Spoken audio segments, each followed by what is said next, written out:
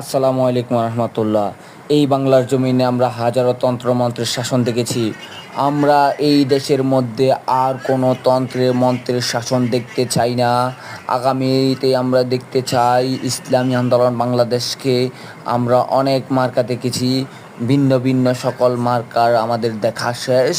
এবার আমরা দেখতে চাই ইসলামী আন্দোলনের বাংলাদেশ।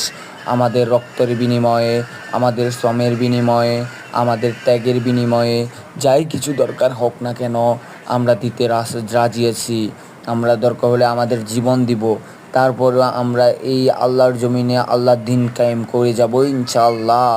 আমাদের সকল দল ও মত, ইসলামিক যতগুলো দল আছে সবাই আমরা একতাবদ্ধ হয়ে আগামীতে ইসলামকে ক্ষমতা নিয়ে যাওয়ার জন্য আমাদের যত প্রচেষ্টা আছে, যত বিবেক বুদ্ধি আছে, সব কিছু আমরা এই চেষ্টা সাধনা করে ইসলামকে একত্র করে ইসলামকে ক্ষমতা নিয়ে যাবই ইনশাআল্লাহ।